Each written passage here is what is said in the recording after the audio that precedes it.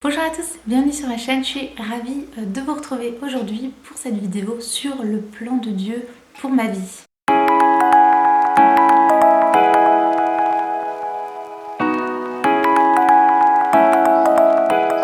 Avant de commencer, j'ai envie de vous rassurer.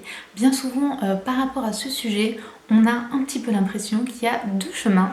Voilà, deux voies à prendre, qu'il y en a une, c'est le plan de Dieu, et l'autre, c'est la dégringolade, on s'est planté, on s'est trompé de route, et que si on ne fait pas le bon choix là, tout de suite, on va gâcher notre vie. Donc j'ai envie de vous dire que c'est pas du tout comme ça que ça se passe, il n'y a pas deux chemins de vie et si vous êtes planté, bah, c'est fini pour vous. Pas du tout, donc rassurez-vous. Donc pour illustrer un petit peu ma vision sur le plan de Dieu dans notre vie, j'ai envie de prendre un exemple qui va être sur le couple.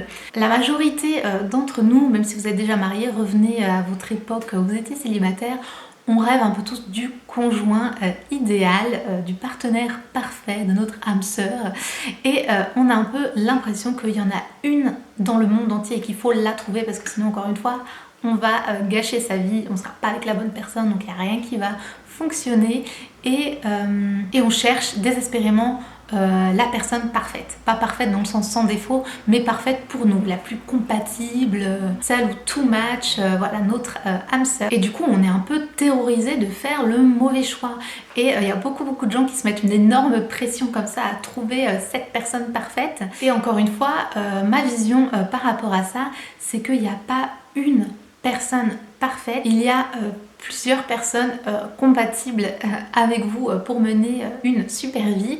Et quand j'étais en école biblique, je me souviens que quelqu'un avait posé la question à un de nos professeurs et il avait illustré en disant imaginez-vous un rectangle comme ça et là-dedans c'est dans le cadre de Dieu. Toutes ces choses qui rentrent voilà, dans le cadre de Dieu et après vous avez voilà, tout autour d'autres choses. Donc tant que la personne, admettons que vous hésitez entre deux personnes par exemple, il faut voir que si la personne entre dans ce cadre voilà, qui est approuvé par Dieu, et ben c'est bon, vous ne pouvez pas vous tromper et vous avez ici voilà, toutes les personnes qui sont hors cadre et voilà, ces personnes-là ne seront pas conseillées. Donc pour illustrer un petit peu plus, les personnes hors cadre, vous en avez quelques-unes, c'est celles qui ne rentrent donc pas dans le cadre de Dieu, donc c'est des personnes qui vont pas partager votre foi, vos valeurs. Voilà, j'ai rarement vu des mariages avec deux personnes qui ne partagent pas les mêmes valeurs ou les mêmes croyances et que ça marche. Honnêtement, ça peut peut-être marcher un petit temps, mais au bout d'un moment, ça va se casser le nez.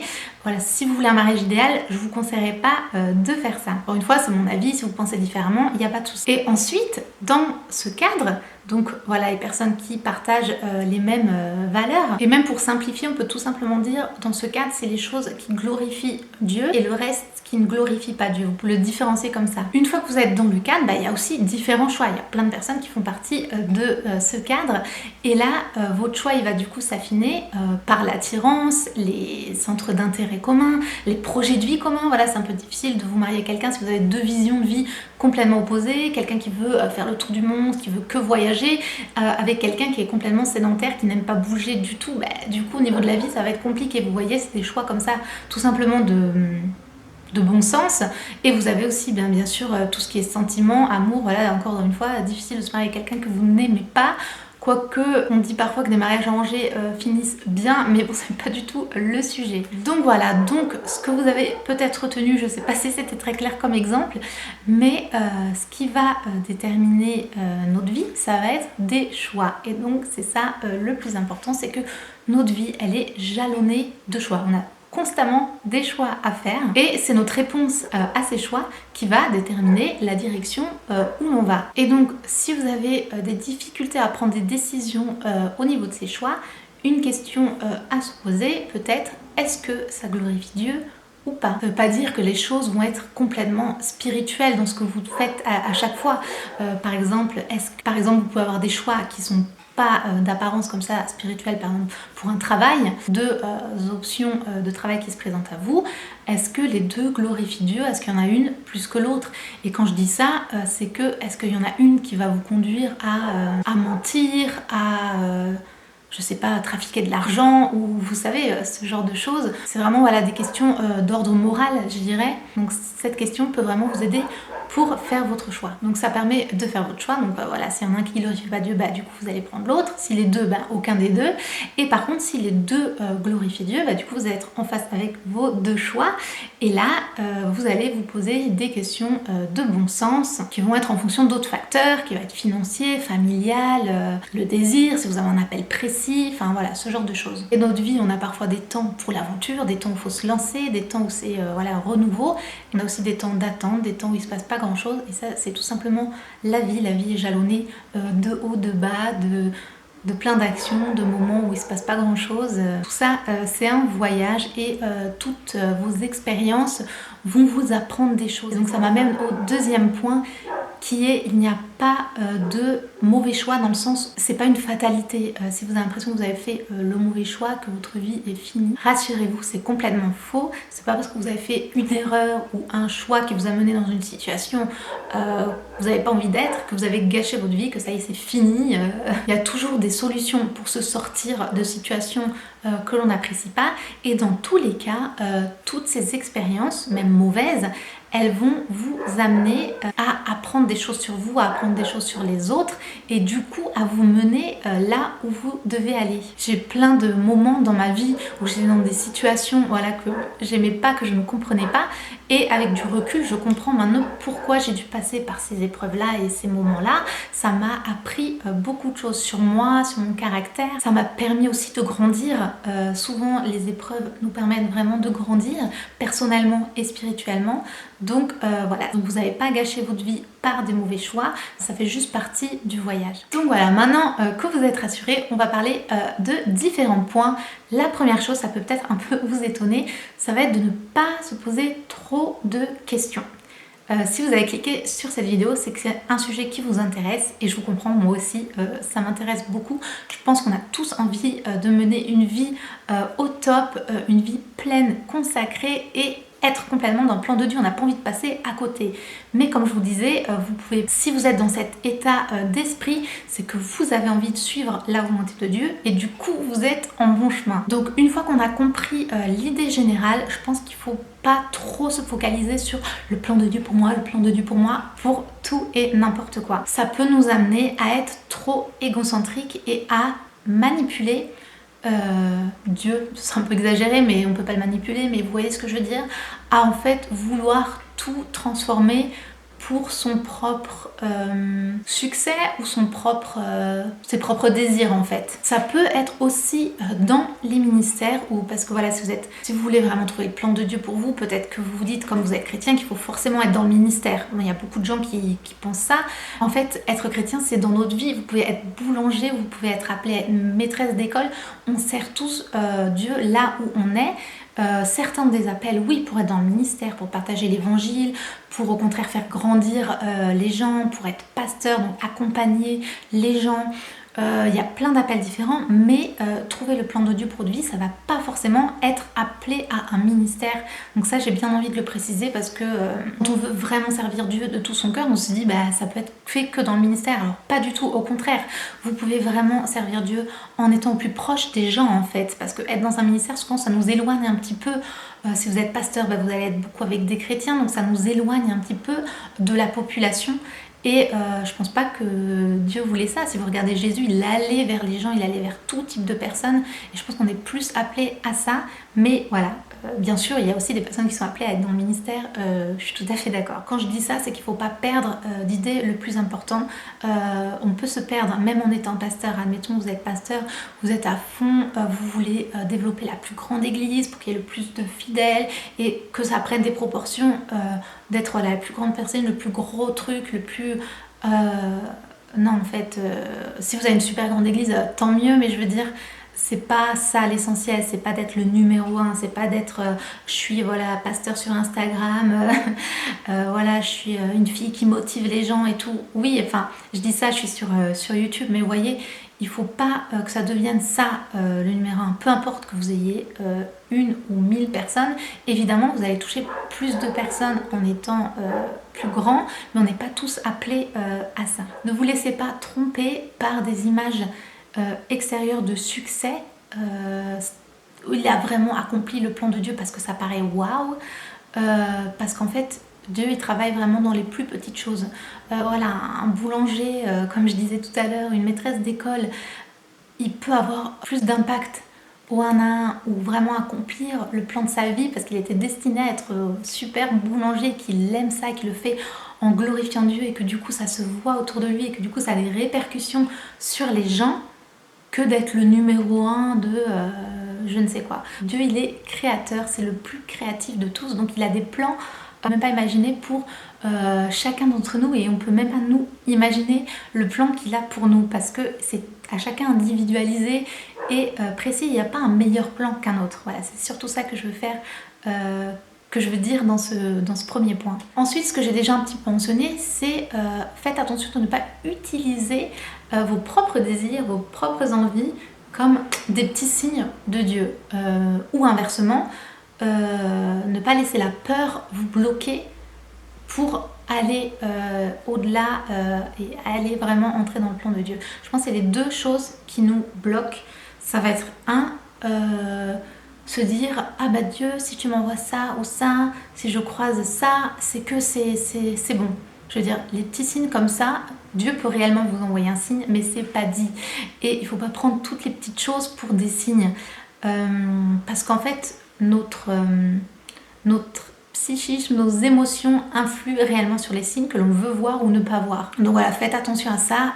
Oui, Dieu peut utiliser tout et n'importe quoi pour vous parler. Rappelez-vous de l'histoire de l'âne dans la Bible qui se met à parler.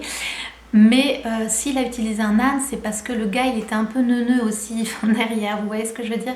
Donc vous n'avez pas des bébés qu'il faut tirer par la main, auxquels il faut donner un petit biberon, vous n'avez pas besoin de signes sans arrêt. Je pense qu'il ne faut pas vouloir voir des signes sans arrêt, parce que vouloir voir des signes et des choses physiques, c'est un petit peu un manque de foi. Mais voilà, essayez de ne pas être comme ça et de faire confiance à Dieu. Et à l'inverse, admettons que vous sentez vraiment que vous avez envie de faire un voyage missionnaire, on va dire par exemple, mais que vous avez vraiment peur, c'est tout nouveau, vous n'en avez jamais fait, vous savez pas comment vous allez réagir dans un autre pays, vous avez peur de ne pas être à la hauteur, vous vous dites je vais rien réussir à apporter. Voilà, je sais que c'est des petites questions que je pouvais avoir avant de partir en voyage humanitaire en Ukraine.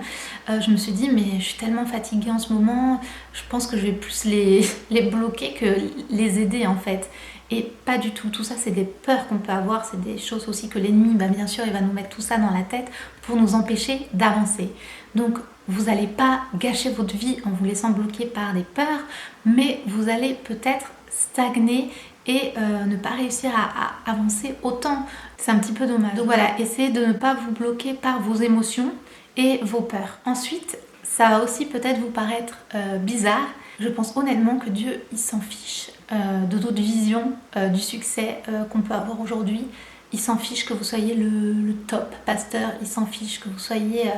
que vous ayez une chaîne YouTube avec 100 millions d'abonnés, il s'en fiche que vous soyez un ministère de folie si derrière vous n'avez pas une relation avec lui personnelle. Toutes ces choses, c'est vraiment en plus, c'est vraiment pour le servir, mais à chaque fois, vraiment lisez la Bible, ça revient tout le temps. C'est que le cœur est le plus important, que la relation personnelle avec Dieu, c'est le plus important. Il s'en fiche après vous que vous faites toutes ces choses si vous n'êtes pas centré sur lui dans votre vie. Le but, c'est vraiment que nous, on grandisse en lui, qu'on a une vraie relation pour pouvoir ensuite donner, pour pouvoir ensuite servir. Mais ça commence aussi par nous, par notre relation avec Dieu, par notre cœur. Je pense réellement que Dieu il veut des personnes partout, et que si on a un cœur pour le servir, on n'est pas tous appelés à être dans le ministère. En fait, si vous êtes vraiment convertis, si vous voulez vraiment servir Dieu, vous allez le faire peu importe où que vous soyez, peu importe ce que vous faites, peu importe votre métier. Et pour réellement trouver le plan de Dieu dans votre vie personnelle, je vais vous donner des clés pour découvrir tout ça dans une seconde vidéo, mais il faut d'abord comprendre que le succès de Dieu et le plan de Dieu, ce n'est pas du tout les images qu'on peut avoir par rapport au succès de l'homme en fait. Succès humain, ça va être quoi? Des études, un beau mariage, une belle famille, un travail florissant, des richesses peut-être. En ce moment aussi, ça va être d'être entrepreneur à succès. On voit énormément de choses sur ça. Avoir écrit plein de livres, sortir, voilà, que son taf il soit au top du top. Ou dans l'église, on peut aussi se tromper, c'est d'avoir une belle famille, de se marier jeune. C'est un peu des idées qui reviennent, d'être très investi dans l'église. Si vous êtes du côté ministère, c'est d'avoir un ministère florissant. On voit que ça marche, vous avez plein de gens dans votre église, les gens disent que vous prêchez bien, ça va être d'avoir beaucoup d'impact, ça va être d'avoir plein de nouveaux convertis, voilà, plein de choses qu'on peut se dire, ah ben ça c'est des succès, ça c'est bon, on est en plein dans le plan de Dieu. Je pense qu'en fait ça a peu d'importance, dans le sens où évidemment si vous témoignez beaucoup, qu'il y a beaucoup de personnes qui se convertissent grâce à vous, c'est bien, mais je veux dire, avant tout, Dieu cherche vraiment une relation avec toi et il cherche vraiment un cœur qu'il aime. Et aussi d'aimer son prochain. Et ça, je pense, c'est ça qui fait la différence dans votre vie, c'est d'aimer votre prochain, faire passer avant les intérêts des autres par rapport à soi. Ça ne veut pas dire s'oublier, ça ne veut pas dire faire le paillasson, mais je pense que cette société est quand même une société très très égoïste, où on se fait passer soi avant et on pense beaucoup à soi. Je pense qu'il ne faut pas oublier non plus qu'on est appelé à aimer les autres, et si vous regardez dans la Bible, le commandement principal c'est d'aimer Dieu et d'aimer les autres. C'est ces deux choses qui vont vous permettre d'entrer dans le plan de Dieu. Et ça peut paraître super simple, super bête. Oui, je sais, il faut aimer Dieu, il faut aimer les autres. D'ailleurs, je le fais, je comprends toujours pas ma vie, etc. Mais je vous assure que c'est les choses principales. Et donc j'ai des vidéos qui vont venir sur approfondir sa relation avec Dieu, sur comment être plus proche de Dieu, et on va aussi venir plus tard aussi sur comment aider, servir, aimer les autres. Mais je vous invite vraiment à méditer sur ces deux choses et à prendre une réflexion aussi dans votre vie, où vous en êtes par rapport à votre relation avec Dieu et votre relation avec les autres, et sur qu'est-ce que vous donnez en fait, comment vous donnez. Et pour conclure, j'ai envie de vous dire que Dieu, il a vraiment des projets de réussite, des projets de paix et non de malheur. Donc il faut que vous le croyiez réellement au fond de vous. Il y a parfois des versets comme ça qu'on entend comme ça, mais il faut vraiment les écouter et il faut vraiment les méditer et les inscrire dans son cœur et les croire, avoir la foi que oui, Dieu, il a vraiment des beaux projets, des projets de paix, il veut mon bonheur, il veut mon succès. Il faut que vous le croyiez, parce que parfois quand on est un peu perdu, on peut se dire mais en fait Dieu m'a abandonné, en fait il veut pas que je réussisse. C'est complètement faux. Enlevez ça de votre esprit et dites dès à présent avec moi, oui, Dieu, il a des projets de paix, il veut mon succès, il a des projets de paix et de succès pour moi. Donc voilà, j'espère que cette vidéo, elle vous a vraiment mis un petit peu les bases et aussi des pistes de réflexion pour vraiment pouvoir entrer dans le plan de Dieu pour votre vie. Et du coup, je vous retrouve prochainement dans une deuxième partie de cette vidéo qui va être comment concrètement vivre sa vie dans le plan de Dieu. Donc là, c'était vraiment un survol général et des idées qui sont pour moi, je pense, essentielles, que si on n'a pas compris qu'il faut une relation avec Dieu, qu'il faut aimer les autres, je pense qu'on peut difficilement vraiment rentrer dans le plan de Dieu, dans l'appel de Dieu pour notre vie.